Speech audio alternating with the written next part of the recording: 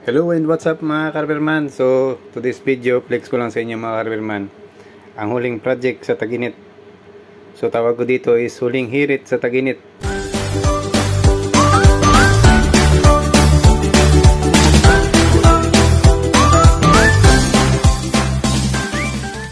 So ayun, kasi nga dito sa Europa mga Carverman, dito sa inland, dandahan na nagbabago ang klima. So kailangan matapos mo na yung magiging project mo sa labas. So yun mga Carverman, so bago tayo magsimula ng pamintura mga Carverman, so kailangan muna ng linisin na mabuti. So winasingan ko muna gamit ang blue soap mga Carverman. So after nyan washing mga Carverman, so pinunasan ko ulit ng warm water na may ammonia para matanggal talaga yung masimo talaga yung mga alikabok sa mga singit-singit sa mga gilid-gilid. So para magiging maganda ang resulta. So dito, kung gusto mo maganda na resulta mga Carverman, patience is the key. So kung tingnan mo, kung makita nyo mga Carverman, mapansin nyo, napakaliit lang na area na pinturahan. Pero para sa akin, parang masilan siya kasi madami siya mga singit-singit. So kailangan lang pasensya mga Carverman. So ayun, so after ko nag-ammoniac, so mag-prepare na ako ng pintura. Ang gamit ko pala dito mga Carverman sa reverse shop namin is NELP na super top light blue. So ayun. So una ko na pininturahan mga Carverman is sa taas na yon.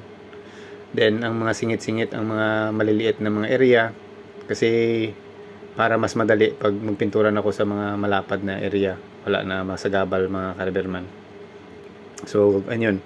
So ang masabi ko, iba't ibang crew, iba't ibang style kung paano sila gumawa. Para sa akin, share ko lang sa inyo. So ganito ako magdiskarte. So kanya-kanya diskarte, kanya-kanya style. Ang importante, magawa mo at magampanan mo ng maayos ang trabaho mo.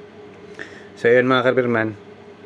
So pag mag-umpisa ka nito magtrabaho, so minsan alanganin na sa oras, pero nasa sayo yan mga Carverman kung tigilan mo or ipatuloy mo.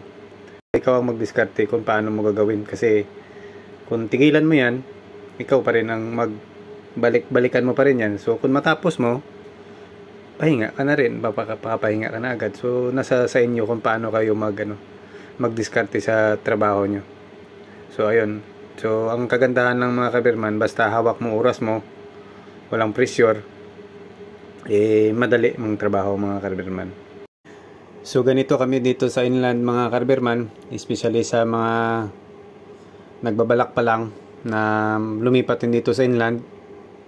So ganito ang amin na mga trabaho during summer time. So I hope nakabigay naman ako ng inspirasyon sa iba, especially sa mga gusto pa pumasok dito sa inland. So ayun mga Carverman,